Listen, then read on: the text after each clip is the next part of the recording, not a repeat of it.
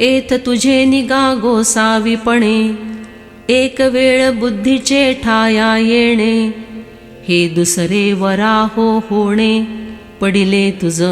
अजी, ऐसी अवस्था में केवल आपकी सामर्थ्य के कारण ही और एक बार बुद्धि का मूल ठिकाने आना हुआ।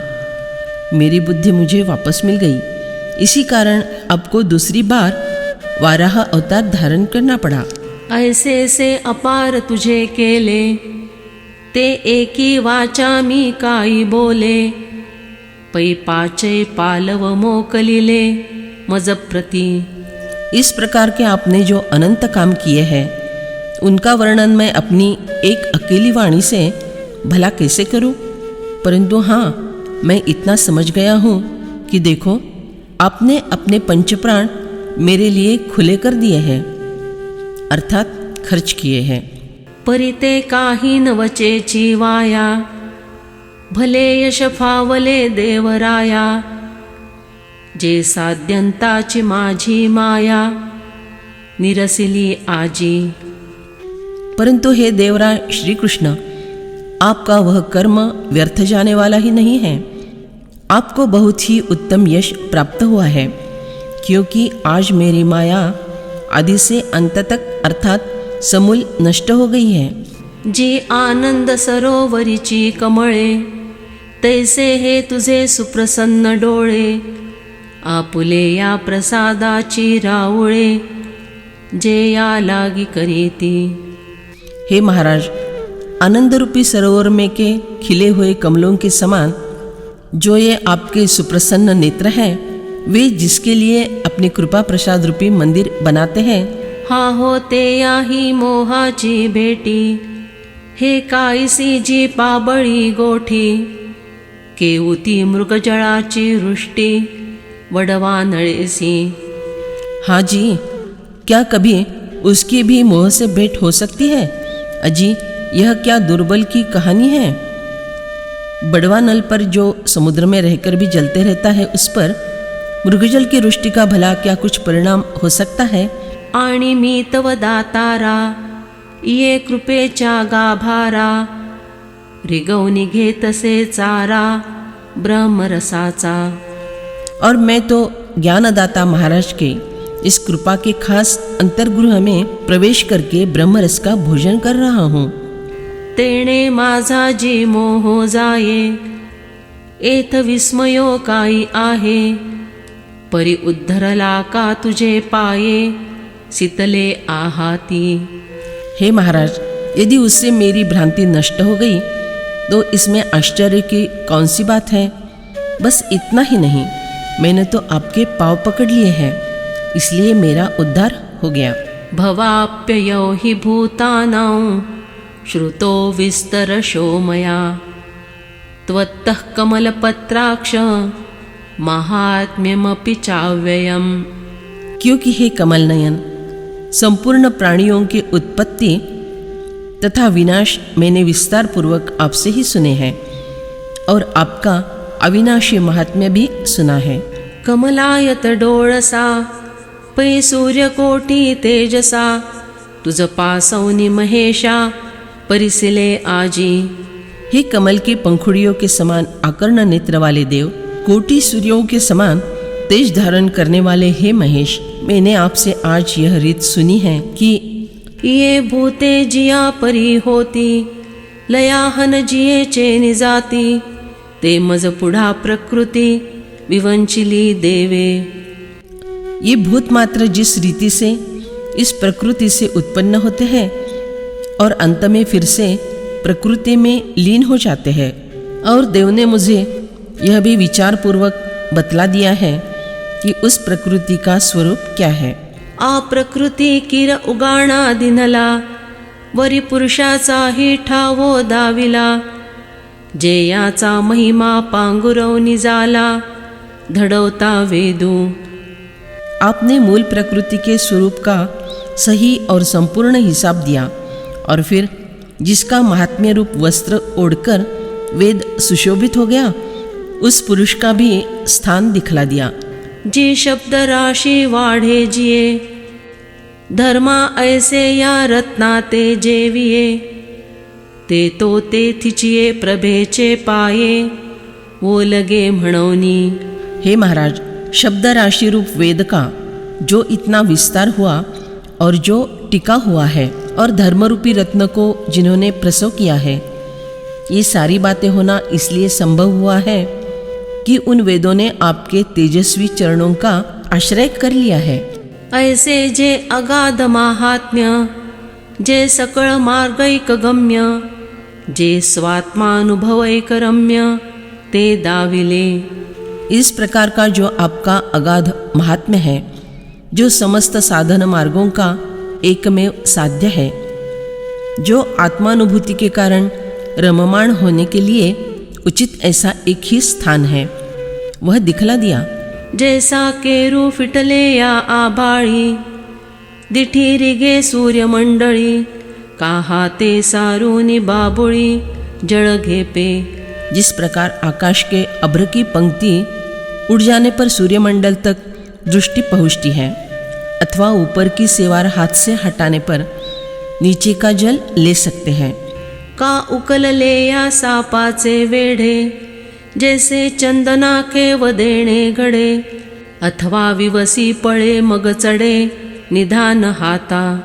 अथवा कुंडली मारकर बैठे हुए सांप निकल जाने पर चंदन के वृक्ष को आलिंगन कर सकते हैं, अथवा चुड़ैल भाग जाने पर द्रव्य का खजाना हस्तगत हो जाता है। तेसी प्रकृती जे आड होती, ते देवेची सारिली परवती, मग परतत्व माझिये मती, सेजार केले। ठीक उसी प्रकार मेरे और आत्मस्वरूप के बीच में जो अज्ञान प्रकृति का पर्दा था, वह देव ने दूर हटा दिया और फिर मेरी बुद्धि और परतत्व इनकी जोड़ी जमा दी। म्हणोनी ये विखी देवा, प्रत्यो आला माझे या जीवा, परी आणिकू एक हेवा, उपनलासे। हे देव, इसलिए मेरे जी ने आत्मविषयक अनुभव कर लिया है, परंतु और एक आकर्षण मेरे चित्त में उत्पन्न हुआ है। तो भिडा जरी म्हणो राहो, तरी आना कवणा सांगो जावो, काई तू वाचोनी आणि कुठावो, जाणो आम्ही। यदि मैं संकोचवश आपसे विश्वरूप दर्शन की इच्छा के संबंध में पूछने की बात रहने दूं, तो फिर और किससे मैं वह बात पूछने जाऊं? क्या आपके अतिरिक्त मुझे और कोई दूसरा स्थान मालूम है? जळचर जळ आभारू धरी, बाळकस्तन्नी उपरोध करी, तरी ते यासी जियावे या हरी, उपावो असे। यदि जल में निवास करने वाले जीव पानी के उपकार का बोझ मान ले, यदि बालक माँ का दूध पीने में संकोच करे, तब हे श्री कृष्ण, उन्हें जीवित रहने का क्या कोई अन्य उपाय है? म्हणोनी भीड साकड न धरवे, जी आवडते तुझ पुढा बोलावे, तव राहे म्हणितले देवे, चाड सांगई। इसलिए संकोच अथवा संकट न मानकर हे महाराज, जो मन में आवे वह बात आपके सामने मुझे कह देनी चाहिए। इस पर देव ने कहा, हे अर्जुन, यह प्रस्तावना करना रहने दो, बस यह बतलाओ कि तुम्हारी और क्या इच्छा है। एवमे तद्यथार्थत्व मात्मानं परमेश्वर, द्रष्टुमिच्छामि ते रूप महेश्वरम पुरुषोत्तम। हे पुरुषोत्तम, आप अपने आप को जैसा कहते हैं यह वास्तव में ऐसा ही है। हे परमेश्वर, आपके ईश्वर संबंधी रूप को मैं देखना चाहता हूँ। मग बोलिला तो किरीटी, म्हणे तुम्ही जे केली गोठी, तिये प्रतिचिया दिठी, निवाली माझी। फिर वह अर्जुन बोलने लगा। उसने कहा, हे देव, आपने जो बात पहले विस्तार सहित विभूतियाँ दिखलाई थी, उसके अनुसार मेरी दृष्टि शांत हो गई है। आता जयाचे निसंकल्पे, हे लोक परंपरा आरोपे, जेया ठाया ते आपण पे, तू गा म्हणसी। अजी, अब जिसके केवल संकल्प से इस विश्व का निर्माण होता है, जिस स्थान को आप मैं स्वयं हूँ कहते हैं, जे मुदल स्वरूप तुझे, जेथवनी इजे द्विभुजे चतुर्भुजे, सो आंगे सुर कार्याचे निव्याजे, घेवो घेवो येसी। जहाँ से आप देवों का कार्य करने हेतु ये द्विभुज चतुर्भुज स्वांग धारण करके बार बार आते हैं, ऐसा जो आपका मूल स्वरूप है। जळशयनाचिया गवसणिया, कामच्छ कूर्मय्या मिरवणिया, खेळू सरले या तू गुणिया, साटवीसी जेथे। आप जलशयन करने वाले शेषशायी भगवान की खाल ओढ़कर अथवा मत्स्य कूर्म आदि उत्सव मूर्तियों का रूप लेकर आते हैं। खेल समाप्त होने पर आप उन सभी सगुण रूपों को जहाँ विलीन कर रखते हैं। उपनिषदे जे गाती, योगिये हृदयी रिगौपाती, जेयासनकादिक आहाती, पोटलूनिया।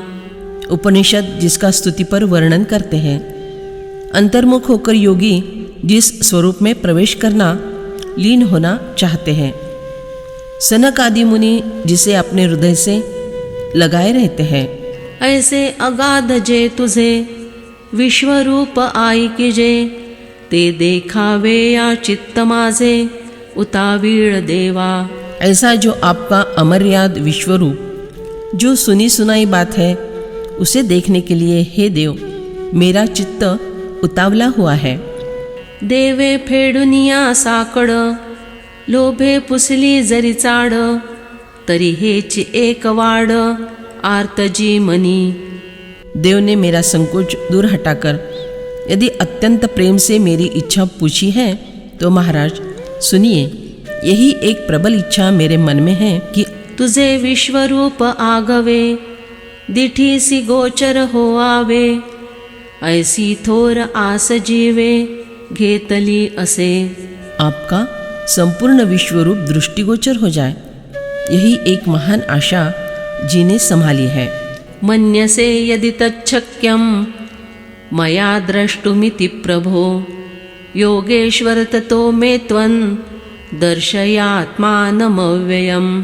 हे प्रभु, मेरे द्वारा आपका वह ऐश्वर्य रूप देखा जा सकता है, ऐसा अगर आप मानते हैं तो हे योगेश्वर, आप अपने उस अविनाशी स्वरूप को मुझे दिखा दीजिए।